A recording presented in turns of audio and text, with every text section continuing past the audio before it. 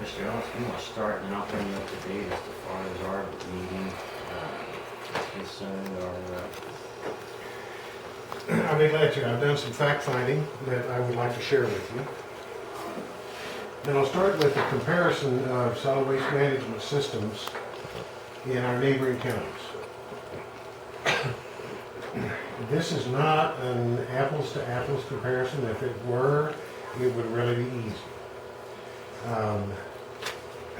But we've got Torrance County, Santa Fe County, and Lincoln County. And the straightforward comparison item between these three counties is the cost of service, and I have highlighted that in blue. The cost of service in Torrance County is $225 per household per year. The cost of service in Santa Fe County is $275.44 per household per year. In Lincoln County, the cost of service is $250 per household per year. So you can see that the cost in Torrance County is less than either of our two neighboring counties that have this type of operation. The county immediately to the east of us, Guadalupe County, has, Mayor, you can correct me if I'm wrong, but it's operated by the county, and it involves two 30-yard roll-off containers, one set at Antone Chico and one set at PDL, and the county takes all that to Tucumcari and Tucumcari. That's the extent of the service to the county. There's no way to know what that cost of service is. It's because it's not a separate either authority or separate department in the county. It's very small. Okay. The level of service is very interesting in this. Here in Torrance County, we have 8 manned neighborhood collection stations where people can bring 2 cubic yards per household per week. Manned neighborhood collection stations. In Santa Fe County, the level of service is they have 7 manned neighborhood collection stations. Lincoln County, the level of service, they have a main station in Ruidoso, but out in the rural areas, the comparable county areas, there are unmanned containers on county roads. This is the system that we had in Torrance County 15 years ago.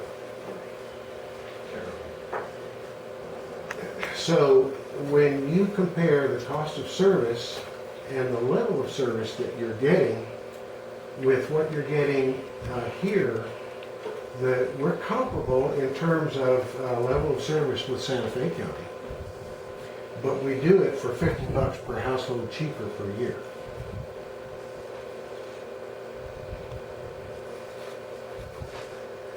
Now, let's take a look at the revenue sources. What pays for this $225? Well, we bill $154.44 for a regular account per year, plus tax, okay? So that goes into that $225. Member environmental services gross receipts tax are having to go toward subsidizing the county operation at $37.50 per year. And revenue from landfill operations, net system revenues from the landfill, are coming up with a balance $33.06. Which is erroneous, because it's not a revenue. We're really not, because we're not filling the set. We're taking money from the landfill to subsidize the county operation. That's exactly what my point. That's what you're saying, yeah. That he's having to pull from the landfill to the tune of $33 per county customer. Now in Santa Fe County, you all know that here we've got a county ordinance that prescribes a solid waste management fee, and there is billing to each residential property in the unincorporated areas. Santa Fe County has a pay-as-you-throw system. The way that happens is that the county sells punch cards. For $75, you can buy a punch card that's got 24 punches on it. So when you take your garbage by the truckload, they punch however many punches that you would use for that particular size of truck loader. They also have a bag tag that they sell for $1. So if all you've got is your household garbage coming from the kitchen, you take one of those tags and you stick it on your bag and you take that to the station and drop it off. So that's the revenue that goes into subsidizing a pay-as-you-throw. And from that, Santa Fe County receives $67 per household per year. Their general fund underwrites this by $145.64.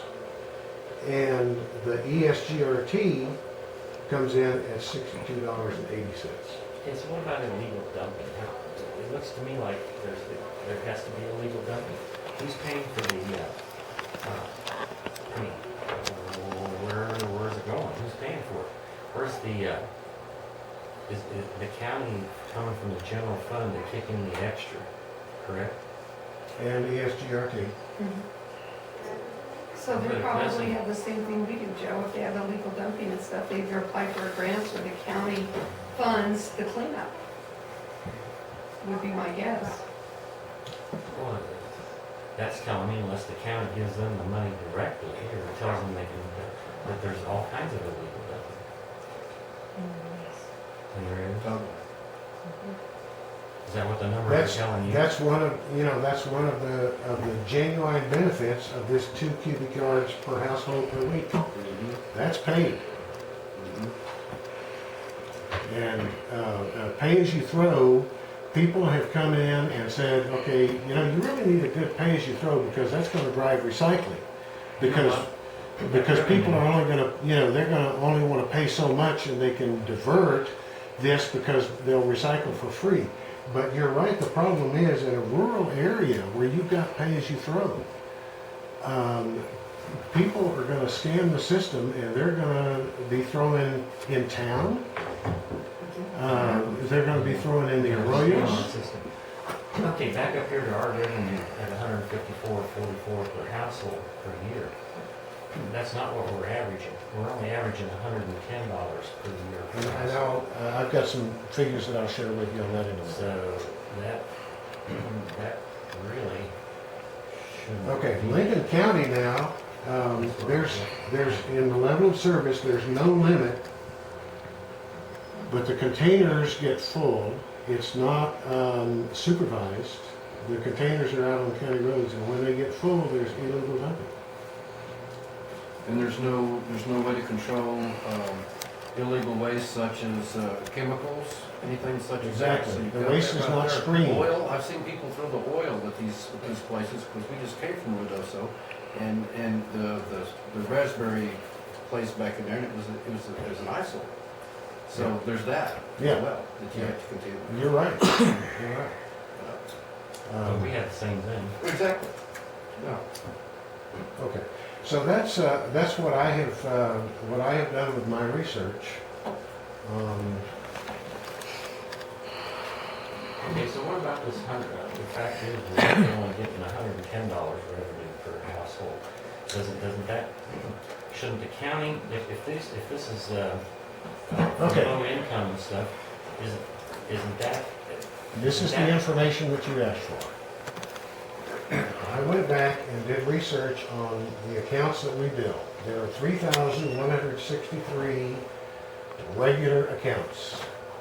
These are people that get billed the 4054 tax included. And county residents. County residents. That's the 154.44. It generates $488,493.72 every year. We have 203 customers that qualify for the low income rate. This is specified by the county ordinance at half rate. So it's half of that 154. It generates $15,663. 304 of our customers subscribe to private hauler service, and according to the county ordinance, they pay a 1/3 rate, $51.48, which generates another $15,600. There are 323 of our customers who say that the residence is vacant. Now, 10%. the county ordinance does not say what is to be charged for a vacant residence. We charge $40 a year, that's $12,920. So we have 3,993 active accounts. The receivables that we get are $532,727.12. Our actual receivables for FY12 last fiscal year were $559,076. Now you can see that we took in more than we billed. Why is that? Well, in addition to the billing that we send out, we also have revenues from excess loads. Somebody comes in pulling a trailer, we measure the volume of that trailer and we send them a bill for $5 per cubic yard in addition to what they normally get a bill for. That generates $3,000 a year. Revenues collected from lien payoffs in FY12 were $58,305. So when people say, what is your collection rate on this $488,000, this scale right here assumes full collection, but we know we don't get full collection. However, the process is, after a period of 6 months, if there's no activity on that account, a county lien is filed, and eventually there is revenue received when that lien is released, and that's going to be more than what the assessed fee was, because it also includes the filing fees. And the assessment continues even after the lien is filed. So you can see that this is a valuable part of collections. Revenue from tip tickets, and this would be customers that live in municipalities that want to dispose of large items, is about $10,000 a year. We charge them $5 a cubic yard to accept their waste, transport it to the landfill, and pay for it to be disposed at the landfill, which is about cost. We carry accounts on 1,049 liened properties. When a lien is placed on account, the property owner is sent one last payment stub, and the letter says that quarterly billing will be discontinued, although quarterly assessments are still added to the balance due. The property owner is still allowed to use the stations. Now, in contrast to Santa Fe County, where, you know, if he's got garbage building up in his backyard and he doesn't have the $75 for a new punch card, it's not going to happen.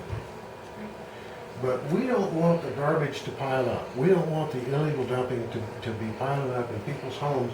So we tell them, you continue to come use the station. You have the same 2 cubic yards per week that everybody else has. And so that garbage continues to come in.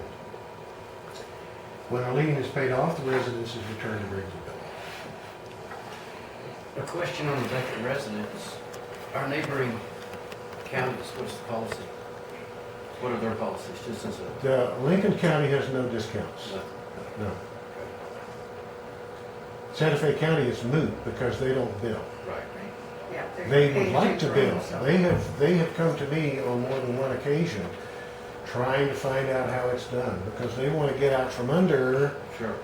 the county subsidy and having to use their ESGRT to subsidize the county So at solid that waste point, management system. we're missing revenue. Well, the private Well, hauler- compared to Lincoln County, yes, we are. Yes. Lincoln County would be billing well, they bill they bill $165. So 323 residents. I'm sorry, they bill 65 a quarter. They bill That's 1 in 10. And I $250. don't see 1 in 10 vacant up in my area. No. Let me see. Well, the vacant residences, We require people to reaffirm every year. We send them a form, and they are required to make a statement in writing to us, So a there's signed administrative fees statement, there. that this residence is still unoccupied. And we have no way of policing. If there are suspicious cases, and there are from time to time, we will do a field check. More administrative fees. Yeah.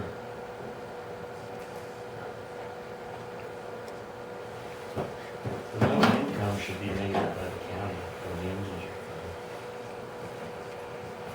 We should get another 15,000 right out of there, right off the bat. What, How does that look with the city? We don't have a low income. We, there's times when people have difficulty paying their bill, we direct them to state agencies that have done it.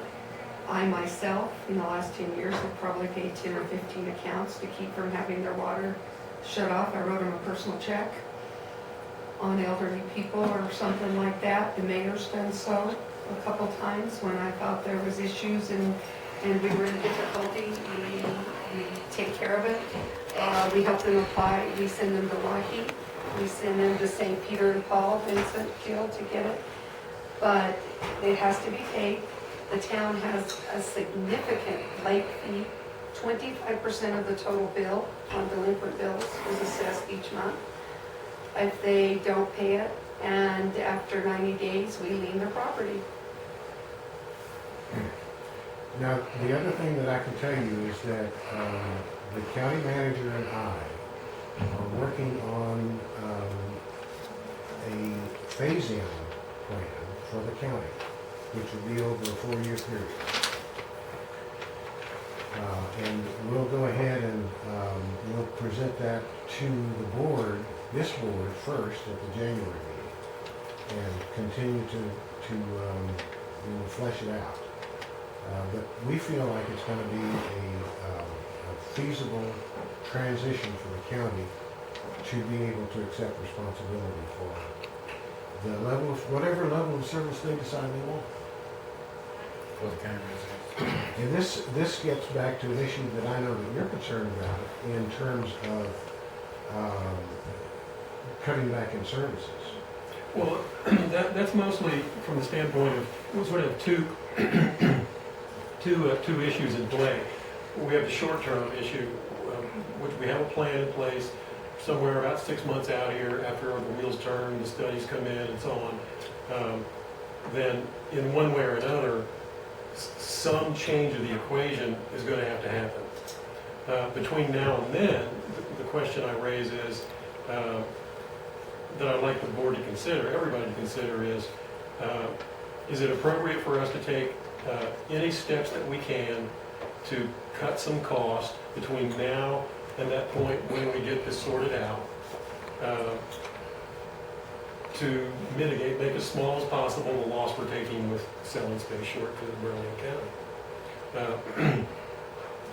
Obviously, when you look at the numbers, it gets pretty grim because there's almost no place to go except for one thing, and that is to temporarily, and I emphasize temporarily, to cut service. The only way to meaningfully get a reduction other than a couple of dollars is to essentially cut a job, which I loathe to do, but nevertheless, that's the only place. That would require rescheduling, do some half days. We can get about $30,000 from doing that. I say again, I really hate the idea of doing that, but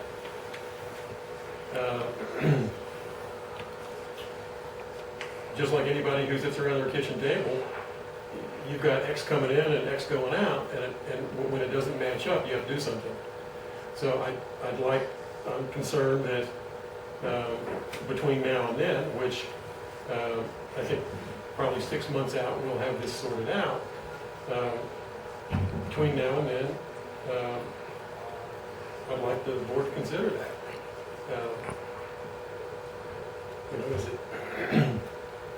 The only other place we could even consider a significant amount would be to temporarily suspend the safety performance bonding, which obviously in the long run is very counterproductive.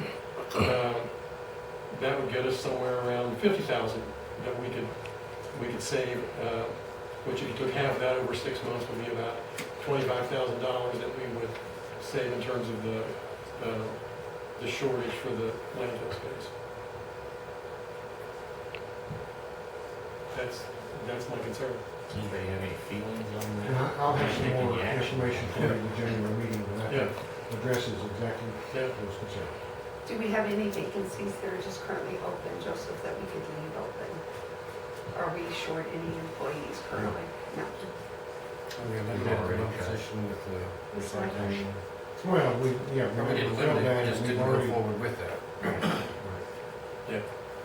All right, let me make a couple comments here on level of service and what we do and where we came from and where we're going. I think everyone here is married. You know what a marriage contract is. You know what can happen in a marriage. And that's kind of what this JPA is. Now, we need to own this because we are the ones that set this up for the county. This was our idea, not the county's idea. Okay?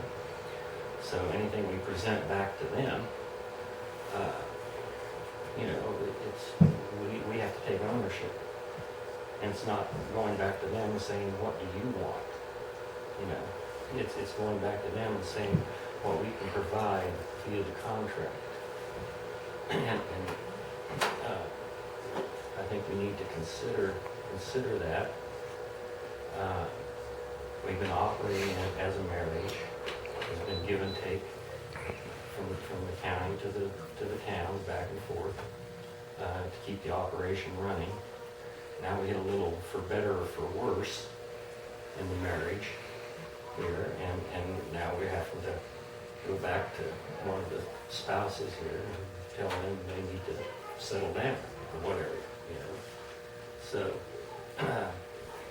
but we've got to take the ownership of this because we're the ones that set it up. So, on those terms, let's, you know, make our presentation back to the county as to what we need to do to fulfill the contract, what the county needs to do to help us fulfill that contract. But, you understand what I'm saying? We're the ones that created this. Well, I understand what you mean by created. Over the lifespan from the initiation of this, Right. from what I understand, as with most businesses, circumstances evolve. Correct. And for example, just adding in 4 years ago the union issue Mm-hmm. and that little snafu with the economy being burned down.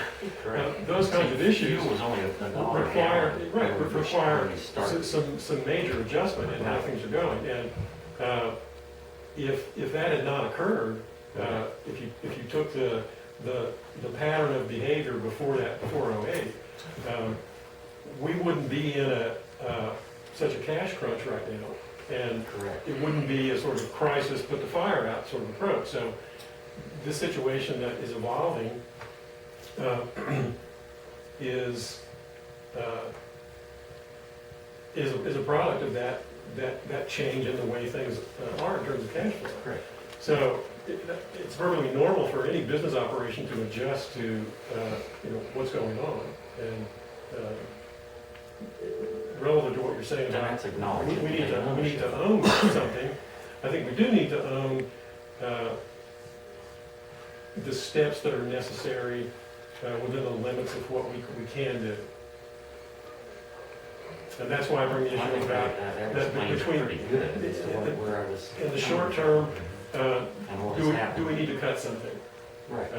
Now, this is a very general thing, but probably most everybody has recognized that there's been some comments recently over the last month that oil and gas into Mexico has been up enough that there may even be some surplus that the state hasn't counted on, which would be really nice if some of that could be allocated for solving some of our long-term infrastructure problems with the, but that's all about political awareness and focusing on prioritizing this, and that's a very big task in itself to communicate that, which efforts are being made to do that, and it'd be really nice if we could luck out and get that, some of that money allocated to sort this out. Joseph, how does the contract like read with the county? How does that go with our obligations? What did we tell them we were going to do? What are they expecting of us? And Basically, it's to do the billing for the county and to take the revenues, to collect the garbage, haul it, and pay for it to be disposed.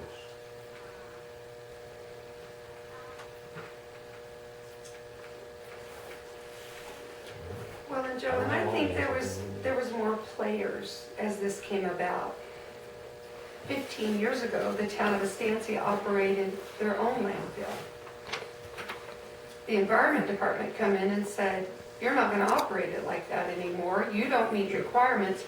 You have to find a solution that meets our requirements Yes. to dispose of the trash. We collected our own, we ran our truck and collected our own and took it to our own landfill. But we weren't in compliance, nor did we have the funding to bring that landfill into compliance. EID and EPA has passed some pretty significant rules and regulations on governments on how waste can be disposed of. And they didn't necessarily always come with funding mechanisms when they passed those rules and regulations. So I believe that the solid waste authorities, and it may have been longer than 15 years ago, but it's more like 20 now, that they started forming because one small municipality didn't have the funds to bring their private landfills into it, nor did we have the funds to operate it. It's a scale issue. It's a scale issue. You had to bring more customers in to make this a feasible operation. And it still was underfunded probably from the very beginning. But as we're changing and growing, we have to take into consideration that those regulations are not going away, they're getting more stringent. And so they're going to be more costly to maintain as we go forward. And when you take a look at what it's costing each municipality and stuff, they've made adjustments to do so, but we still don't have the funding to put our garbage anywhere but at the landfill, at an approved landfill. Nor does the county. The county can't operate that. We have to jointly make this work because none of us have the physical ability outside of this to make this work individually. so there you go. So how does the subsidies, that's going back and forth, how is that justified or unjustified? The saying is we've been mandated by the state, the environmental department, and all this, as a county. Okay. It has to be picked, that we have to deal with the waste in the towns, and we have to deal with it in the county. And that's a whole, that's as a whole, okay? Now, the way our JPA is set up and the way that this, the operation has evolved down, it's created this problem. Whereas it doesn't appear that we can financially gather the waste in the county, and at the same, it appears as though the town's system is paying for itself, and it appears as though the county's not. It appears as though that the billing and the station attendance is where the deficit is coming from, as far as anything being equal. The towns are putting in the same amount of garbage into the landfill as the county. They're putting in about 4,000 ton a year, correct, Mr. Ellis? And about 4,000 for the Correct. county. Now, there is one factor here that's can be looked at, considered as something, I don't know what. The towns are putting it in at the rate of 4-to-1 as to the county. Yet we can't pick up how can they go around and pick up at a rate of 4-to-1 in the towns, collected at all the different places that we are, but yet we can't get it out to the landfill at the same, because of our, infrastructure overhead to deal with the county, the county deals with. The towns deal with their own infrastructure overhead. They pay the tipping fees, they contract out, and yet we handle this aspect of it. And you pass it on to the customer. And you pass it on to the customer, yeah. Mhm. How does Vidosevich pick up at a rate of 4-to-1? And we can't. I'm not sure. I think, in those terms, maybe the county does need to run the substations, like Joseph said. I don't know what you mean. Well, there's the expense right there, and I see what you're saying. In other words, when the county, the municipalities themselves are doing it at a certain rate, and then we're paying the collection stations to take care of the county's waste stream, okay? Right. And that's where the difference is, right? Pretty much, you would have to divide this whole thing up pretty much equal. It's gonna cost, if the county and the towns are putting in the same amount out there at the landfill, then the costs out there at the landfill are pretty much Right. equal. And the only, that's a pretty equal shared cost, so where the county's falling short is the billing and picking up at the stations. But why can't we do that somehow? Because they're picking up at a rate of 4-to-1. Well, one factor you gotta put in this is that, and Joseph pointed this out, is that if you look at the pattern from gross receipts tax, in fact, they're actually paying more, putting in more than the base rate that we're, when gross receipts is up, it's a windfall. When it's not, then, County. but the pattern is, at least for the big places, they're always paying more theoretically than they're actually using. There's a surplus there that they're generating. Most of that surplus, or half of it roughly, I think, goes to make up the shortfall with some of the smaller places that their gross receipt tax doesn't make a difference up between their member rate and their. Right. So And that's also, a- if you it's look a at this, factor. you'll see that the school is absorbing a lot of EGRTs back. And I don't think Joseph is looking at this yet, but, boy, it looks like we need to get to those schools on this recycling and some of these businesses, because they're pounding us pretty hard on the towns and the EGRTs. For the amount of trash they're generating that's actually going into the landfill. Right. Right, that's what this. The tonnage.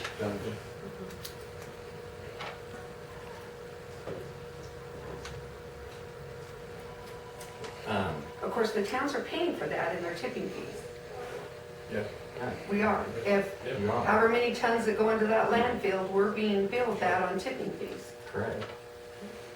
And then the EGRT's kicking in to cover the members, which is, is accelerated for those businesses and for those schools. And even the smaller places that are in deficit, it's still being made up by the bigger. Well, it is. So, And then if you look at it too, the county is $23,000 plus on the EGRT, ahead of the difference of the, so, that's certainly helpful. But, briefly on the meeting, on our committee meeting, I'll give you a few of the findings and facts here. What we were looking at was, alternative funding sources. Betty Kaver had some information for us on mill levy, and then also on gross receipts tax, which she thought would be a more fair way of funding. But basically, what we're going to do, Bill wanted to have a couple more fact-finding missions, and we wanted to look at some alternative sources of funding for the landfill. And that was kind of what we're pursuing. We're just going to try to find some alternative sources and bring it to the board. And my idea, of a little bit of rearranging of the way things would operate, which some people have accepted and others haven't. But we're going to continue to look for some alternative sources. Frankly, even if we get them, that won't work unless Mr. Ellis's plan works. Okay? If we can find alternative resources and plug them into a little different formula that's a little more static and stable instead of relying on fluctuating, incomes to plug into our formula. If we can directly fund into the landfill, that was my feeling. But we'll see if we can gather some more information and facts to bring to the board on alternative funding sources. And Mr. Ellis is continuing to do the same. And I don't see any problems here. I mean, it appears to me that they're going to have funding in place one way or the other, and it won't be, hopefully, any more burden on the county people. I think would be the goal here, and still maintain some, the level of service that we're maintaining now, and Joseph's working toward that, and everyone on this board is working toward that even. So, that's my comment on that, on our meeting. Anything else to add to that, Mr. Ellis? Nope. Anything you want to subtract from that, Mr. Ellis?